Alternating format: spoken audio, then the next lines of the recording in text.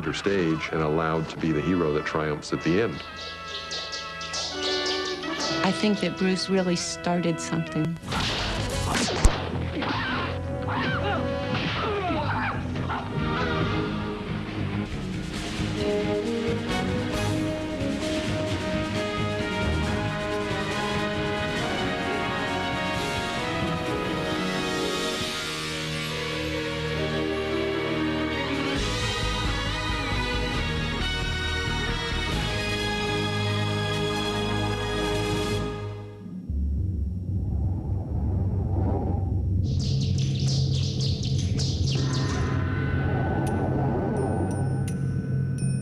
Formless, shapeless, like water.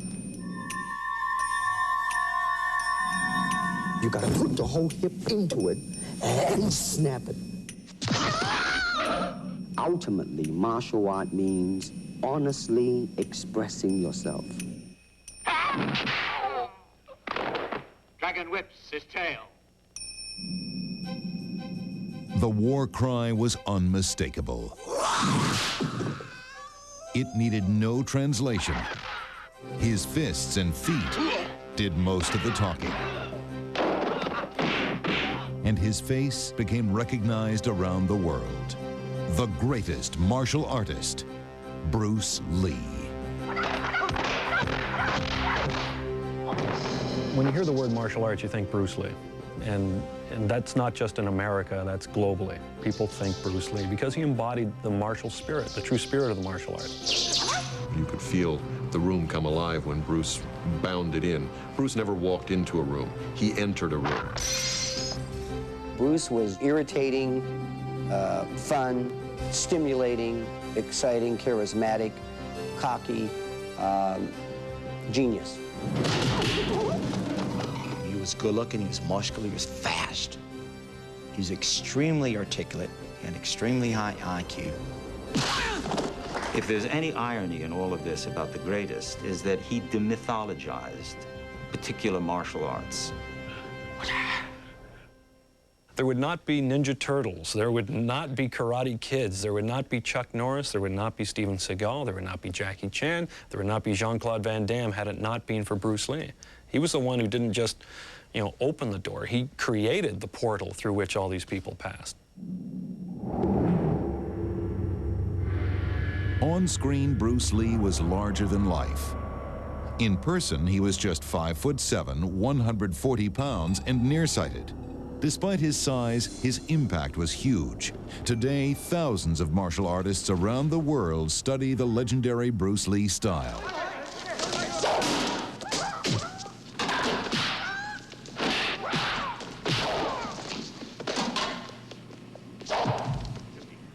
The camera loved Bruce Lee, and Bruce Lee loved being in front of the camera, so much so that he used the first generation of home video to shoot these black and white tapes of his backyard training sessions. They show off the speed, power, and agility that made him a supreme martial artist. But Bruce Lee's true greatness sprang from his ability to do as much with his head and heart as he did with his fists. Okay, now let's run it back and see what happens. Bruce was definitely a fighter, but he was underneath a very deep person rooted in philosophies that went back thousands of years. He was a very old soul come to visit us for a short time.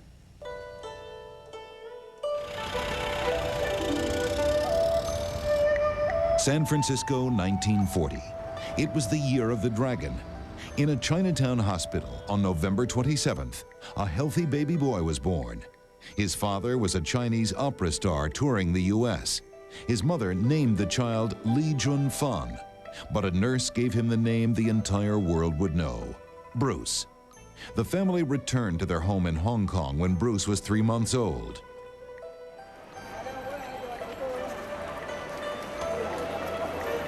The third of 5 children, Bruce grew up in a theatrical family, so it's not surprising that he was a natural as a child actor. Bruce Lee appeared in 20 Chinese movies before he turned 18. His screen name was Li Su Lung, which translated means the little dragon. The Bruce Lee style was apparent at an early age. what are you doing here?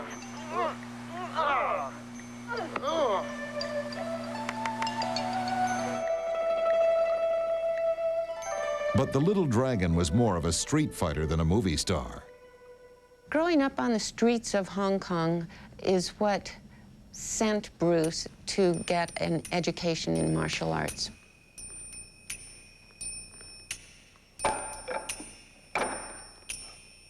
Bruce studied a style of martial art called Wing Chun. The arduous training practiced against a wooden dummy taught the basics. Bruce would drill until his arms were bruised. And he really poured himself into that. And his very early disciplined training took place in those 5 years between the ages of 13 and 18, when he studied and got the root of his martial art training. Bruce Lee had just one real martial arts teacher, Yip Man. The most important thing he taught Bruce was the traditional code of secrecy, to never teach the martial arts to non-Chinese. And that was the way it was for thousands of years. You know, he did not teach the guailo, you know, the foreign devil, our self-defense techniques. But there was a side to Bruce that would lead him into trouble. He was more interested in throwing punches than hitting the books. Bruce, I think he would describe himself as grown-up street fighting. I think it was not until he came to the United States that he actually became serious about his studying. He was not a real good and serious student in school in Hong Kong. Bruce was always one to never say no to a fight. If someone asked him to fight, you didn't have to ask him twice. Bruce was a natural competitor who never did anything part way. When he took up dance, it wasn't enough to be a good dancer. Bruce wanted to be the best. His competitive nature paid off. Bruce was the Hong Kong Cha-Cha champion of 1958. These never-before-seen home movies reveal a rarely seen side of the little dragon, Bruce Lee, the dancer.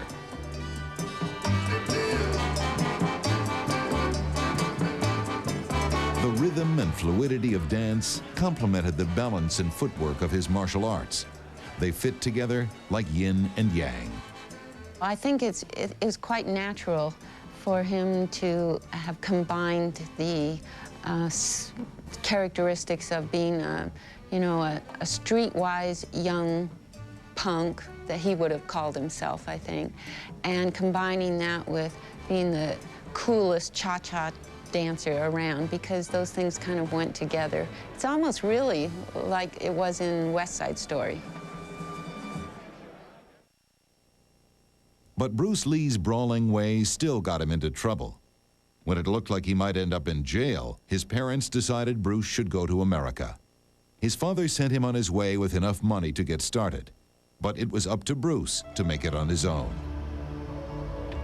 When he came to the United States, he had $100 in his pocket, and he looked around at everything and said, "Now what?"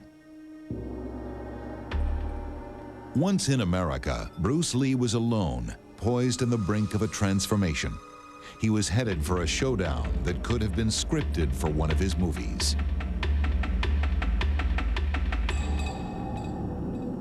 This TLC program is sponsored in part by Chrysler, engineered to be great cars. Because of our passion for design and engineering, our vehicles speak for themselves. And recently, others have had some great things to say about our quality, too. Sebring Convertible, Total Quality Award. Town & Country, Total Quality Award. Cirrus, Best in Class and Initial Quality by J.D. Power & Associates. Concorde, Best in Class and Initial Quality by J.D. Power & Associates. Chrysler, engineered to be great cars. My best friend stands by me night and day. Introducing new savory cuts from Hill Science Diet with moist, meaty cuts of chicken, beef, and fish. Whoa, whoa, my best friend. What vets feed their pets. Claritin. Escape sneezing, runny nose, itchy eyes. Blue skies smiling at me. Only one tablet means 24-hour non-drowsy seasonal allergy relief. Claritin, the #1 prescription antihistamine for ages 6 and over. Claritin has a low occurrence of side effects, including headache, drowsiness, fatigue, and dry mouth. Talk to your doctor or pharmacist about Claritin. Call 1-800-CLARITIN. Now through Monday at Zales, we're having a diamond sale where you can get up to 50% off and more throughout the entire store. Like this 6-carat diamond bracelet for just $12.99. Now through Monday at Zales.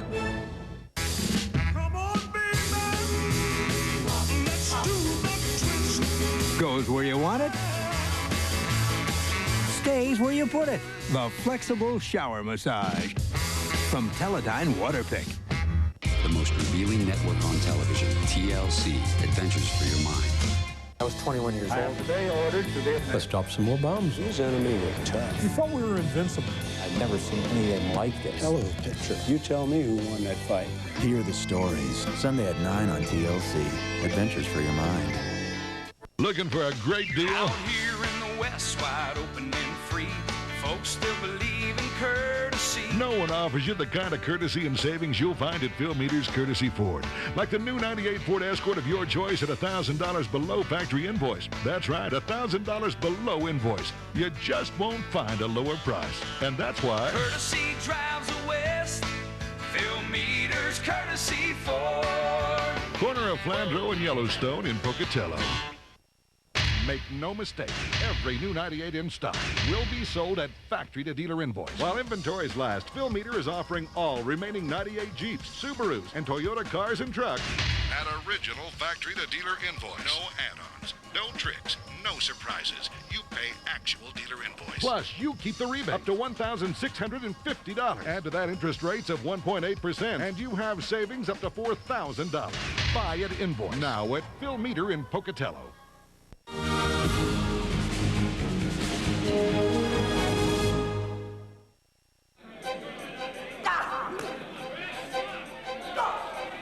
The Western concept of martial arts in the early 60s was limited mostly to karate and judo, the fighting techniques servicemen brought home with them. Bruce Lee changed all that. The Chinese tradition of keeping martial arts secret was about to be smashed. In the next 10 years, the Little Dragon would do more to popularize martial arts than any other person alive. But before he could do that, Bruce Lee changed himself. There occurred a pivotal point in Bruce's life between his street fighting days in Hong Kong and his scholastic days at the University of Washington. Somehow, between the years 1958 and 1960, a metamorphosis took place. And probably a lot of it had to do with the fact that Bruce Lee was on his own. In 1959, Bruce Lee went to stay with a friend of the family in Seattle, Washington. He lived by himself above the restaurant where he worked. Bruce wasn't cut out to be a waiter, so he turned to what he knew best and began to teach Kung Fu. It marked the deliverance of Bruce Lee's martial arts to the West.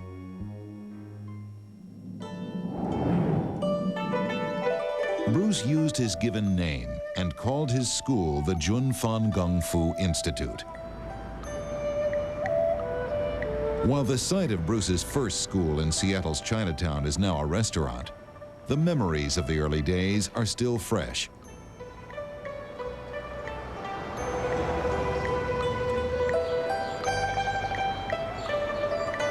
Bruce Lee saw no race or creed and continued to teach whomever he pleased. One of the first students was Taki Kimura, who also became Bruce Lee's best friend. He recalls how Bruce changed a centuries-old tradition. He didn't want to adhere to the barriers that were there for centuries, and he felt that in teaching, he didn't say, well, if you're black or if you're yellow or white or whatever, I mean, I'm not going to teach you. He looked at your character and he said, if you show the genuineness, he's going to teach you. Bruce Lee's Kung Fu classes grew. One student, Linda Emery, had been a cheerleader at a Seattle high school. She joined the class to learn Kung Fu and to be near Bruce. And so he was demonstrating on me, and he threw me down to the ground, gently, of course. And so as he was showing the others how to do this, he said to me quietly, "Would you like to go to the Space Needle for dinner?" And I said, "All of us go to the Space Needle?" And he said, "No, just you." And I was like, Linda and Bruce dated and fell in love. They prepared to take the next step, but in the early 60s, interracial marriages in America were not easily accepted. Bruce and I, when we decided we would get married, had decided not to tell my family. Very unwise and immature, but I was 19, you know, and but my family would have objected to me marrying a non-Caucasian person, and they had my best interest at heart. They didn't want me to go into a situation that would lead to heartache and struggle. And however, I was 19 and I knew better. And so Bruce and I had decided we would get married and run away and then tell them all later. The couple applied for a marriage license, but their secret was out when the local paper printed the names of people who wanted to get married. So my mother came to the place where I was working and she said she needed to talk to me, that my Aunt Sally had called and said that my name was in the paper. And oh my goodness, it hit the fan. It sure did. Today, Linda recalls the fear and prejudice they had to overcome. Her family needed time to adjust to the idea of an interracial marriage. I can understand their concern, but I felt it was the right thing to do. So with my mother's blessing, we did get married. Bruce and Linda moved to Oakland, California, where Bruce opened the second branch of the Junfang Kung Fu Institute. Bruce Lee's rebellious nature was about to catch up with him. Bruce's attitude toward teaching whoever wanted to learn, particularly Caucasians, angered many of the elders in the Chinese community, with the result that when he was teaching in Oakland, they sent a challenge. It was a scene that could have been written for the movies. Members of a San Francisco Kung Fu school confronted Bruce with an ultimatum: stop teaching non-Chinese and close his school, or fight their top martial arts expert. Bruce Lee never walked away from a challenge. I was present at that fight, and in fact I was 8 months pregnant at the time with Brandon, and I never had a moment's fear myself because I had such confidence in Bruce's ability. Bruce was so confident in his technique that the thought of a fight going more than 10 seconds never entered his mind.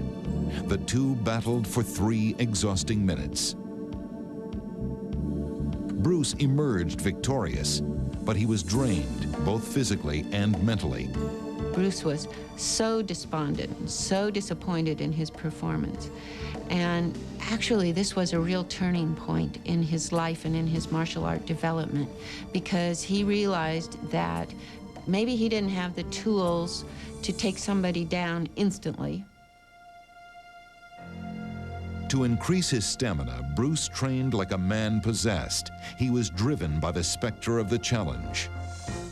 And so from that point on, he applied himself completely, 200%, to the mission of refining his martial arts skills, and thus began the development of his way of martial arts, which he called Jeet Kune Do. Jeet Kune Do translates as the way of the intercepting fist. It became Bruce Lee's signature form of martial arts. To develop it, Bruce adapted what worked from other fighting disciplines. What worked for Bruce was anything that would win in combat. Bruce also studied intensely. He collected more than 2,500 books covering all aspects of fighting. He did not just read books, he devoured them. This is a book that Bruce Lee learned a lot from, but you can see as you turn through the pages of this book, Bruce's underlinings. For example, Bruce studied the thrusting movements of fencing as a way to quickly engage an opponent.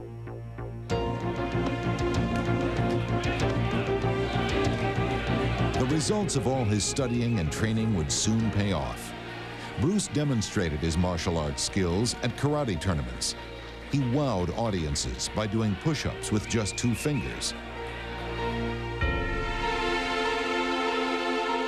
To demonstrate how much power he could generate with just a short thrust of his fist, Bruce showed off what he called his 1-inch punch.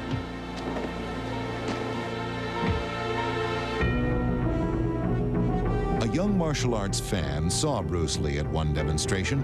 He would become a student and later a teacher of Jeet Kune Do. His exhibition in his Chinese Kung Fu was awesome. It was for real, it was simple, and it was direct and explosive speed. I've never seen explosive speed like Bruce Lee did.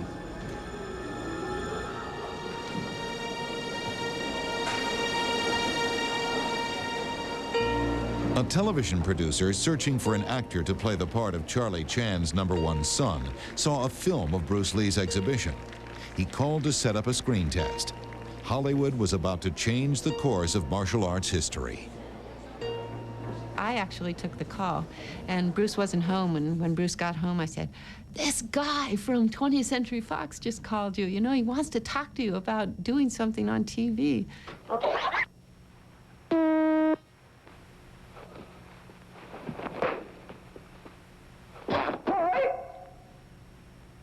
Test X1. Take it.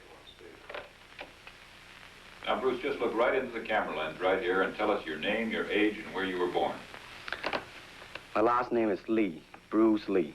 I was born in San Francisco in 1940. I'm 24 right now.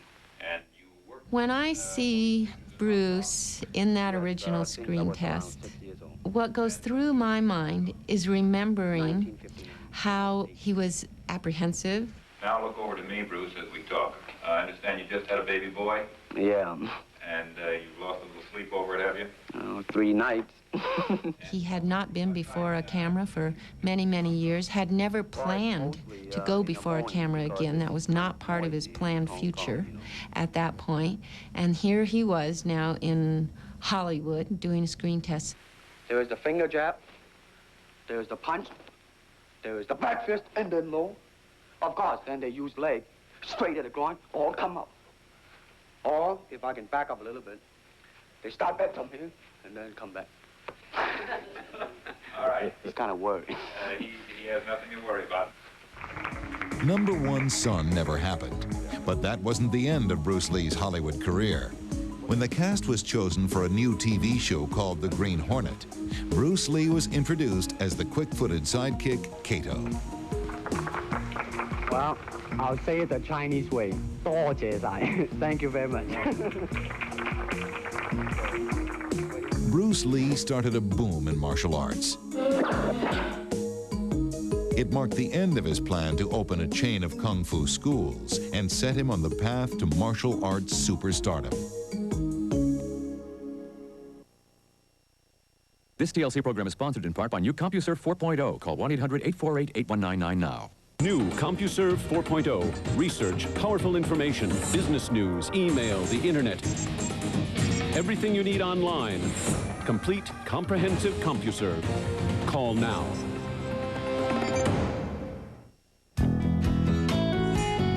I switched. So did we. From Ocean Spray to Northland. Ocean Spray Cranberry Cocktail is only 27% juice. Northland is 100% juice. People everywhere are switching to Northland Cranberry Juice blends because Northland is 100% juice, naturally sweetened with apple and grape juice instead of sugar and water. It's got to be 100% juice. We wouldn't have it any other way. Northland, always 100% juice. Oh my, that was a devastating punch.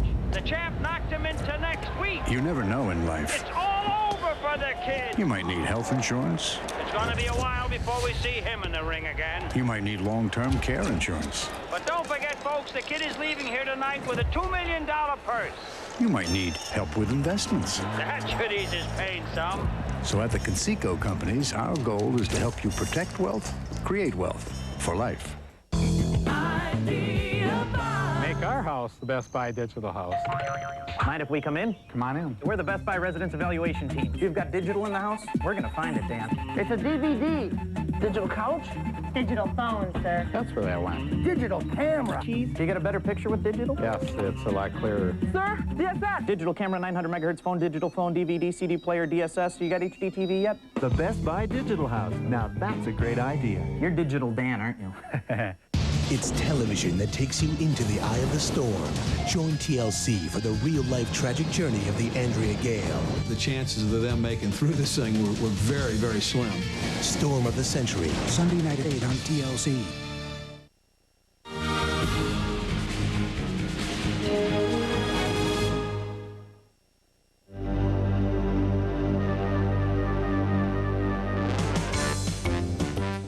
The Green Hornet and his sidekick Kato blasted onto television in 1966.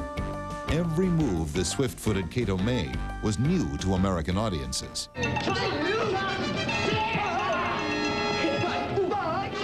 Bruce made the human body a weapon in a way that people hadn't seen before. There's a difference between being tough and being cool. And Bruce was cool all day long on that show. I mean, just the look in his eye, the way he'd walk or swagger or saunter, he was cool, you know, and that, man, does that strike a chord in America. The Green Hornet, crime-fighting newspaperman Britt Reed, was played by Van Williams. Van remembers how Bruce had to slow down his techniques so the camera could catch the action. To me, it just went by as a blur. I mean, he was so fast. And in dailies, they went in to look at some of the stuff before he slowed him down some. And sure enough, it was just and a bunch of yelling and a black blur and people flying, and he was something else. To promote the Green Hornet, the stars appeared on the hit series Batman. But Bruce's temper flared when the writers planned to have him fight with Burt Ward's character Robin and lose.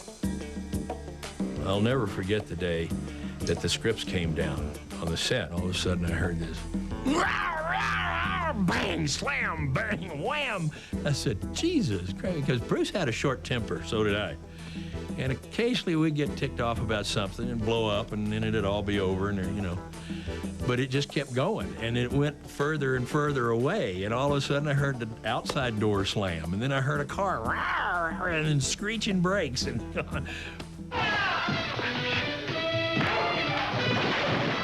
It's a good thing those guys aren't in town every week.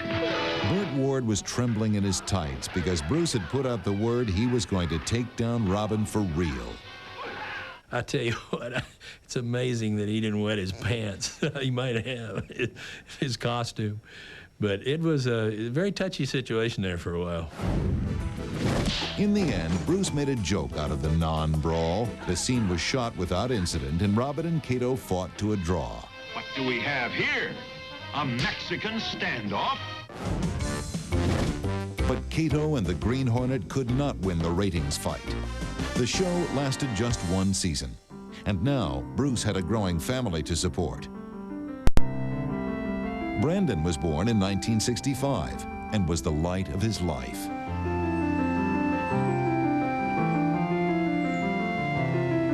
Shannon's arrival 4 years later filled Linda and Bruce's Los Angeles home with love.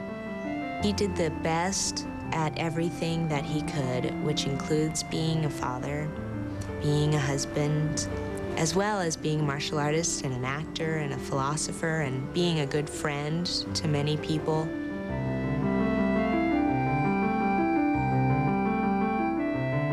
To make ends meet, Bruce returned to teaching Jeet Kune Do. Only now, his students were Hollywood stars like James Coburn. Beautiful. That's it. Bruce videotaped lessons to teach Coburn the ways of Jeet Kune Do. At the same time, Bruce was learning how to choreograph fights for the camera.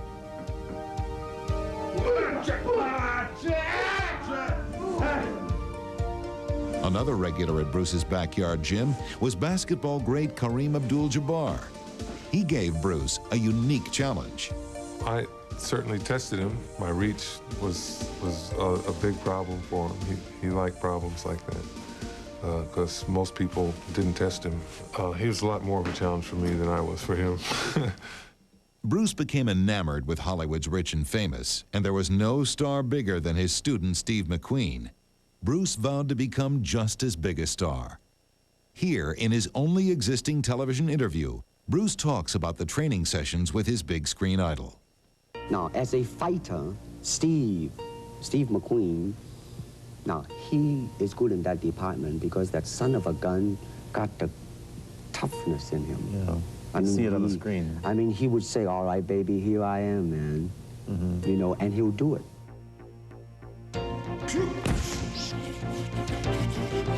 With all his expertise, the one thing Bruce Lee never did was compete. But he did teach the greatest competitors. Joe Louis was the top karate champ when he trained with Bruce Lee. I was a student of his. There are a number of people, very famous fighters, who won't admit that Bruce actually trained them. After he trained with the Little Dragon, Joe went on to win an unheard of 11 consecutive grand championships.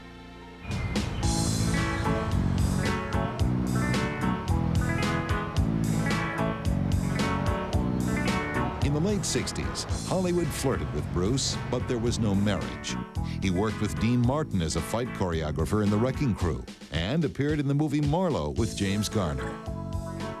Bruce developed a script for a film to be called The Silent Flute and scouted locations in India with James Coburn.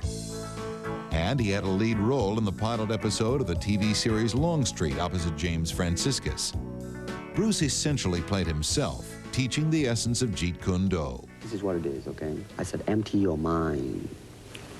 Be formless, shapeless, like water. Now, you put water into a cup, it becomes the cup. You put water into a bottle, it becomes the bottle. You put it in a teapot, it becomes the teapot. Now, water can flow, or it can crash. Be water, my friend. But despite his modest success, Hollywood still would not invest in a Chinese star. The lead role in the TV show Kung Fu, a series Bruce helped develop, went to a Caucasian, David Carradine. They were afraid that a Chinese star would not be bankable in Hollywood. He decided if he could not get into Hollywood through the front door, he was going to go around the back and come in the side door. And that is exactly what he did.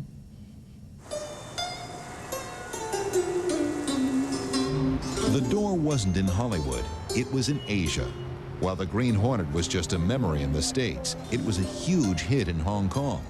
Only there it was called The Kato Show. When Bruce took Brandon to visit his family in Hong Kong, he was surprised to be recognized everywhere he went. Bruce Lee's star status was rising. I've never seen anybody enjoy the celebrity that he was having in Hong Kong, or any place. I mean, anybody else enjoyed as much as he enjoyed it. Sometimes people say, you know, was he spiritual? I say, yeah, perhaps, but I can see him much better in a Bentley than in a monastery, you know. The Asian movie industry quickly saw his potential. So Bruce turned his back on Hollywood and signed a two-picture deal for $15,000 with a Hong Kong movie company. The first film was Fists of Fury.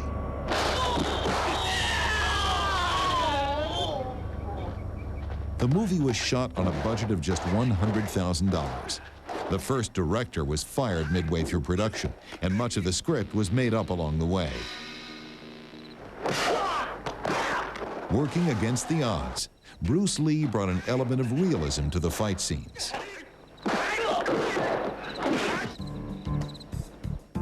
At the Hong Kong premiere, Bruce and Linda sat in the back of the theater, nervously awaiting the reaction of normally vocal movie fans. So the movie was over. It was stone quiet. Nothing for about 10, 15 seconds, seemed like forever. And then cheers erupted in the audience. People stood up. They turned to find where Bruce was in the audience, applauding him, cheering. It was the most thrilling moment of his career. The world was about to get a taste of Bruce Lee's greatness. The Little Dragon would conquer Hong Kong and then take on Hollywood. Vietnam, the Nam. In a major television event, TLC brings you the stories of those who fought. I was terminal. I was gone. I was finished. I was dead. Vietnam, the soldier story, Sunday at 9 on TLC. This is the Power Steamer Deep Cleaner from Bissell, and this is some very dirty carpet. Fortunately, the Power Steamer has Smart Mix to control the cleaning solution going in and an exclusive power brush to lift grimy particles out. So it not only gets the dirt out of your carpet, the Bissell Power Steamer gets the really deep down dirt. Life's messy. Clean it up. Now through Monday at Zales, we're having a diamond sale where you can get up to 50% off and more throughout the entire store. Like this 6-carat diamond bracelet for just $12.99. Now through Monday at Zales. I got $1 that buys me a tube of toothpaste. And $1 that goes into a 401k. And the 401k guys invest in telecommunications stocks. And so my dollar's out there launching a satellite up in space. So some guy in Tokyo can call his mom in Plattsburgh or something. And the 401k is really growing, which is great. Because when it finally kicks in, I'm going to be buying a whole lot more than toothpaste.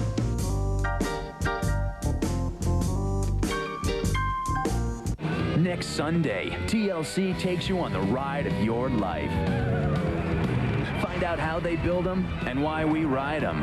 It's like some experience beyond reality. Thrill Ride Night premieres Sunday, October 18th at 8 on TLC.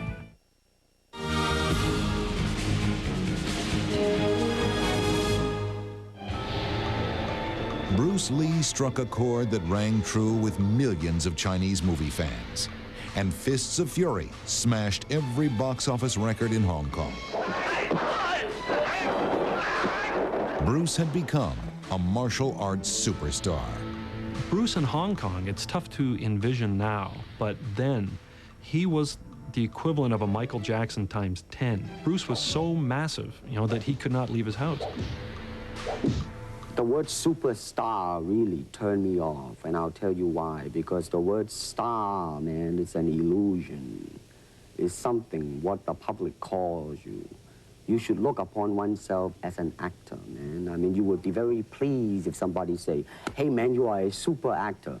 It is much better than, superstar.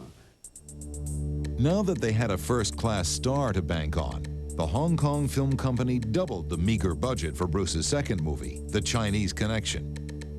What's not apparent on screen is that Bruce shot all the fight scenes in excruciating pain. He was tormented by a back injury he suffered lifting weights. What's ironic about that is that despite the fact he had this debilitating nerve problem with his lower back, he blossomed as a martial artist. He became a better martial artist after the back injury than he ever was before it. Doctors prescribed bed rest, so while Bruce couldn't train, he turned to writing. His philosophy of martial arts, the Tao of Jeet Kune Do, has been published in 9 languages. But Bruce willed himself to start training again. Ignoring doctors' orders, he went back to work.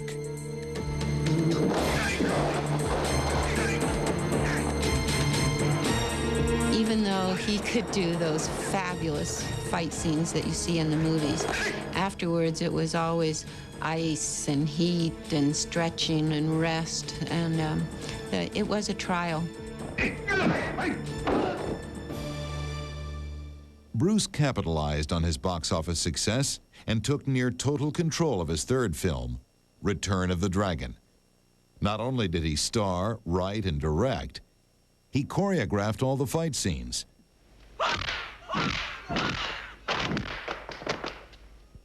Bruce Lee broke new ground in martial arts filmmaking. For the location, he chose Italy. The film was the first Chinese movie ever shot in Europe.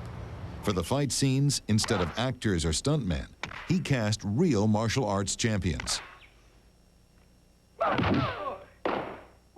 Bob Wall played thugs in 3 Bruce Lee films. Bruce liked the way he sold a punch. He was adept at taking whatever Bruce dished out, especially kicks to the groin. He was very clever about knowing what the Chinese audience looked for, what they wanted. The Chinese like to see him get kicked in the groin. They like that extra pain because they felt psychologically they'd been kicked in the groin for a lot of years. Bruce wanted the climactic scene in Return of the Dragon to be the ultimate fight. His first choice for a worthy opponent was Joe Louis.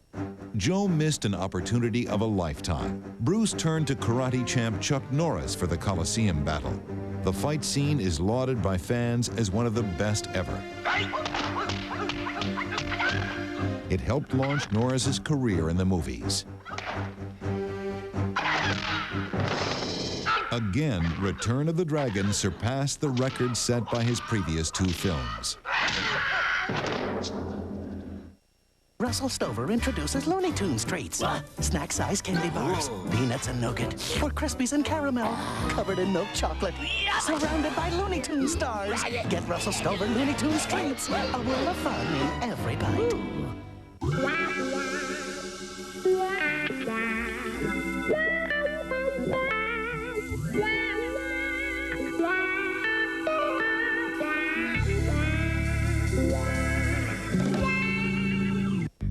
Have you ever made a long-distance call that was so short you wish you didn't have to pay for it? Introducing Sprint Sense Anytime with short calls free. Hi, it's Jody. And this is Bill. And nobody's home. You got that right. Just sign up now, and calls you make that are less than 30 seconds are free. So if you make a quick call, get an answering machine, or a wrong number, at least you won't have to pay for it. Hey, don't say a word. I just called to tell you I love you. Oh, I'm deeply touched. Jane? Of course, the reason you call long distance is to talk. So when your call lasts longer than 30 seconds, it's just $0.10 a minute, 24 hours a day, 7 days a week. Plus, you'll get short calls free. Hey, Mom, I use a cup full of this laundry stuff, right? Oh, a cap full. I gotta go. Put time on your side. Get $0.10 anytime and short calls free. Call now, 1-800-398-6060. It's television that takes you into the eye of the storm. Join TLC for the real-life tragic journey of the Andrea Gale. The chances of them making through this thing were very, very slim. Storm of the Century, Sunday night at 8 on TLC. We were big-eared kids gung-ho to hit the dusty streets of Da Nang. Now it's time to hear stories of heartbreak and heroism. We thought we were invincible. Vietnam, The Soldier Story, Sunday at 9 on TLC. Next Sunday, TLC takes you on the ride of your life. Find out how they build them and why we ride them. It's like some experience beyond reality. Thrill Ride Night premieres Sunday, October 18th at 8 on TLC. Make no mistake, every new 98 in stock will be sold at factory-to-dealer invoice. While inventories last, Phil Meter is offering all remaining 98 Jeeps, Subarus, and Toyota cars and trucks at original factory-to-dealer invoice. No add-ons, no tricks, no surprises. You pay actual dealer invoice. Plus, you keep the rebate up to $1,650. Add to that interest rates of 1.8%, and you have savings up to $4,000. Buy at invoice now at Phil Meter in Pocatello.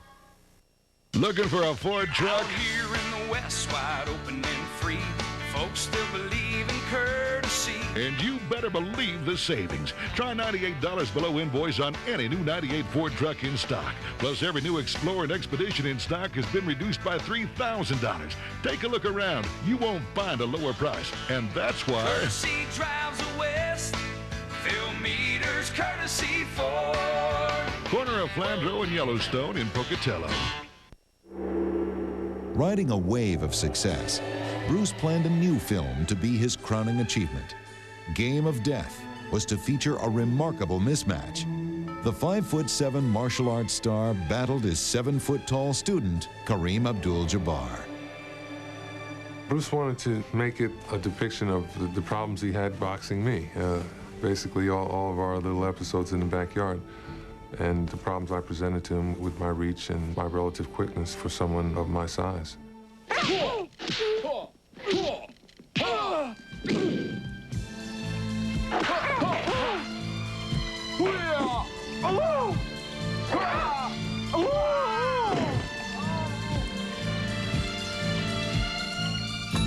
Game of Death was barely underway when Hollywood finally noticed Bruce Lee. He got an offer so attractive that he stopped shooting Game of Death and started on the movie that crowned him a martial arts superstar. Warner Brothers presents Enter the Dragon, the first martial arts film produced by a major Hollywood studio. He understood that this picture was going to be his showcase to Hollywood and to the West, and so he wanted it to be as good as it could be.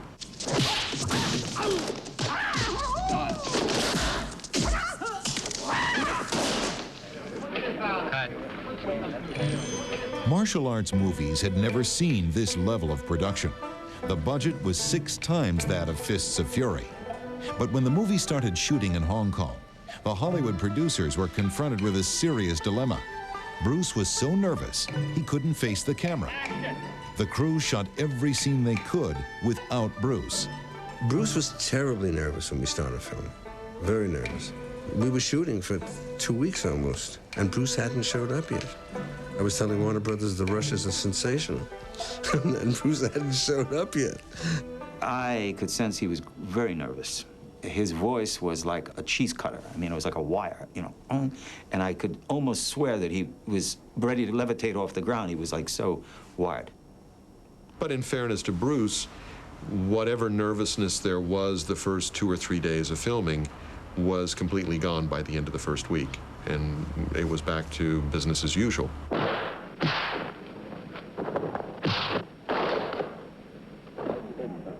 Bruce turned his nervousness into productive energy. The shoot was strenuous and not without problems. Both cast and crew had to struggle with language barriers. And much like a gunslinger in the Old West, Bruce faced real showdowns every day. Everybody was always trying to challenge Bruce. It was part of the macho kind of thing that went on. Never one to back down, Bruce accepted one challenge from an actor on the set. It was a stupid kid who was saying something to him in Cantonese. And I think he said, well, why? The kid was sitting on, like, Simple Simon. I swear, he was sitting on a wall, you know? Like, and he said, well, why don't you come down, you know? And the kid did. All of a sudden, I could just see it in his eyes. I saw his eyes change. And he immediately went into too bad guy, and he kicked the out of this guy.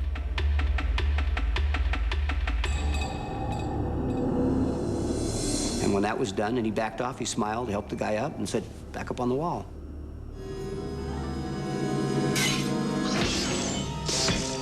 The film's climax was shot in a room filled with thousands of mirrors. The signature fight scene almost didn't happen because Bruce did not think it would work. Bruce did not want to do it. Bruce did not want to do it. And fought all of us on it. But once he got into it, like everything, Bruce, once he got it, he made it better. You know, that was the other part that makes him great. He took it, developed it, and made it better. And that's what was wonderful.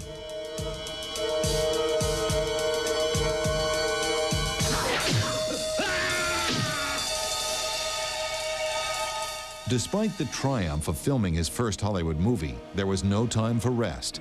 In May of 1973, an exhausted Bruce Lee went straight to work dubbing the film's dialogue. It was hot in the studio, and he excused himself. Minutes later, a crew member found him passed out in a lavatory. Bruce came to, but then lost consciousness again and went into convulsions. Of course, we had no idea what in the world was the matter. So I rushed to the hospital, and Bruce was unconscious, and they didn't know what was wrong.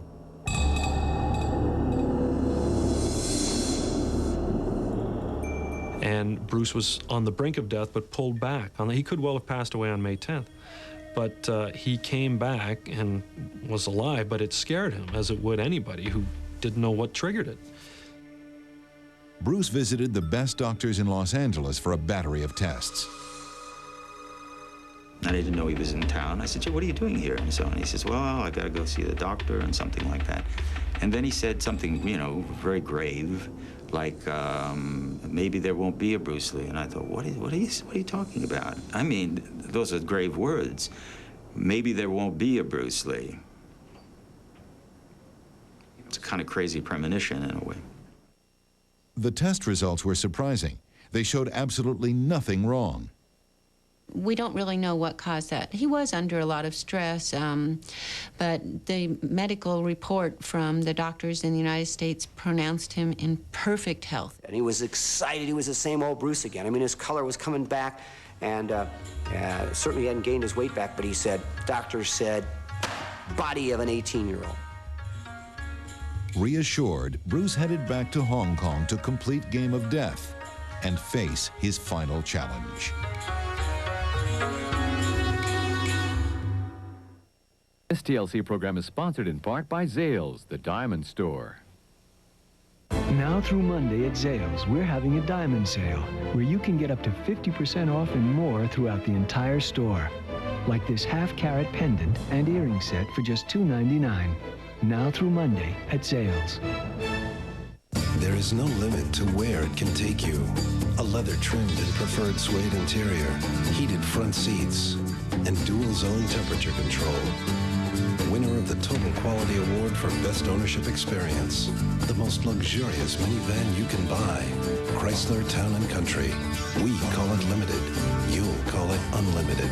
Chrysler, engineered to be great cars. Now get $1,000 cash allowance on Chrysler Town & Country. Claritin. Escape sneezing, runny nose, itchy eyes. Blue sky smiling at me. Only one tablet means 24-hour non-drowsy seasonal allergy relief. Claritin, the #1 prescription antihistamine for ages 6 and over. Claritin has a low occurrence of side effects, including headache, drowsiness, fatigue, and dry mouth. Talk to your doctor or pharmacist about Claritin. Call 1-800-CLARITIN. My best friend stands by me night and day. More veterinarians feed Hill Science Diet to their own pets than any other brand. There's nothing better. Whoa, whoa, my best friend. But vets feed their pets. It's quick. It's easy. And it's the law. No, it's the law. Men register with Selective Service when you turn 18. It's quick, it's easy, and it's the law. The most revealing network on television. TLC, Adventures for Your Mind. It's television that takes you into the eye of the storm. Join TLC for the real-life tragic journey of the Andrea Gale. The chances of them making through this thing were very, very slim. Storm of the century. Sunday night at 8 on TLC. I was 21 years old. Today ordered to this. Let's drop some more bombs. These enemy were tough. You thought we were invincible. I'd never seen anything like this. Hell of a picture. You tell me who won that fight. Hear the stories. Sunday at 9 on TLC. Adventures for Your Mind. Next Sunday, TLC takes you on the ride of your life. Find out how they build them and why we ride them. It's like some experience beyond reality. Thrill Ride Night premieres Sunday, October 18th at 8 on TLC.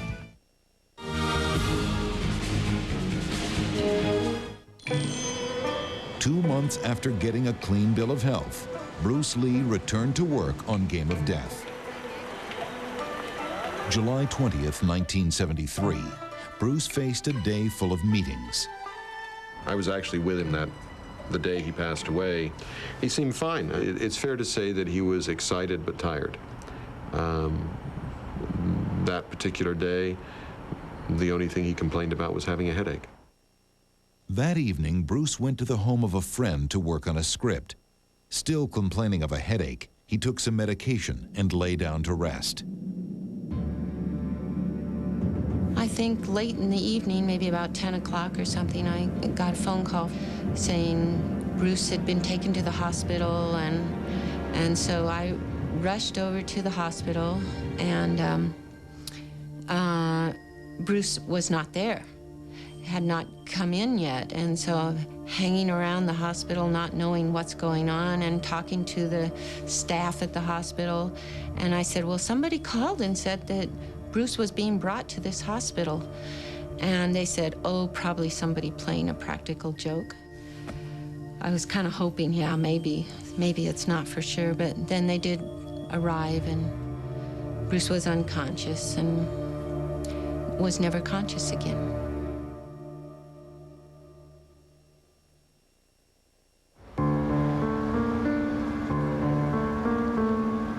Fans were devastated.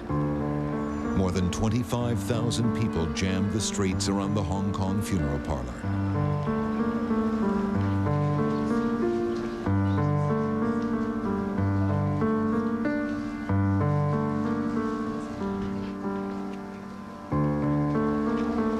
Two ceremonies were held.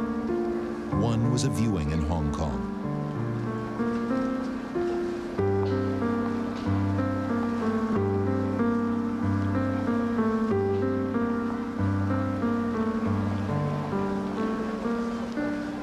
The autopsy revealed that Bruce died from cerebral edema, a swelling of the brain.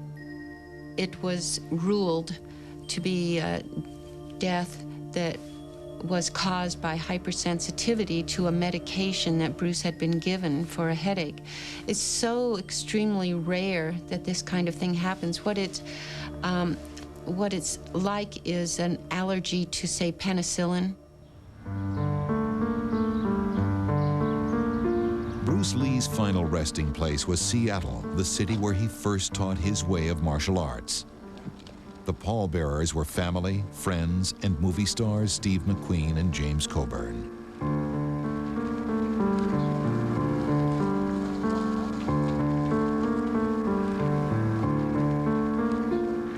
Thank you. May peace be with you.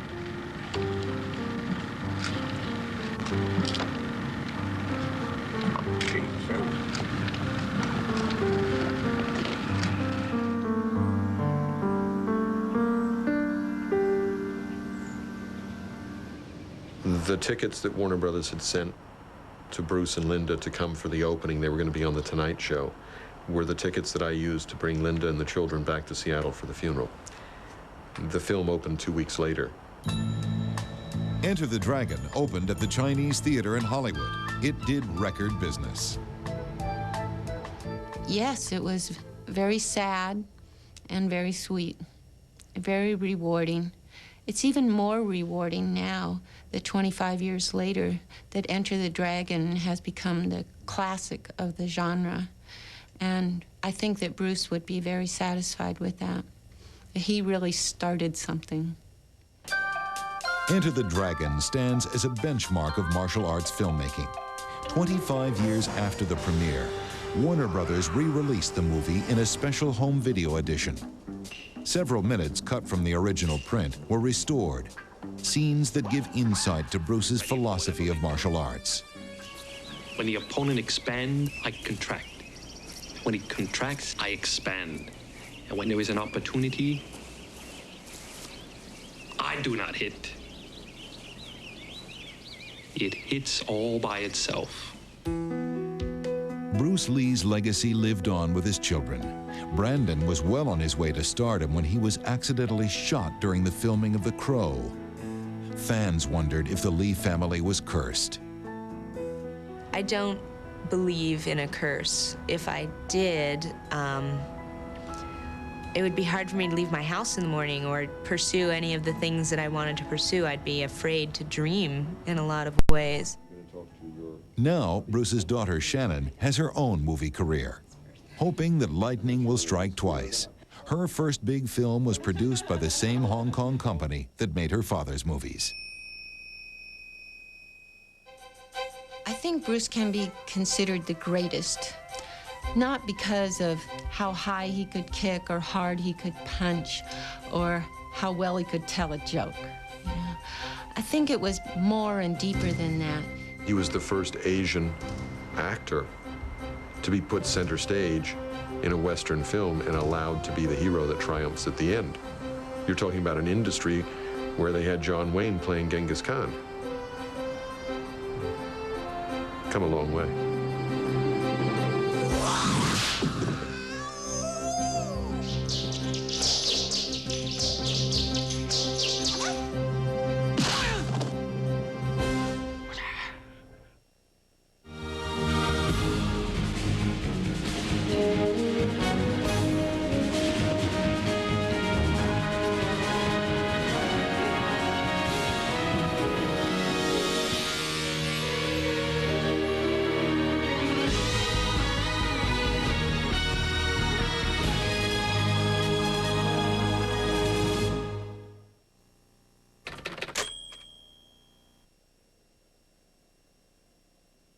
Next, real stories of bravery, real emergencies, real acts of courage. Get in harm's way with the men and women who risk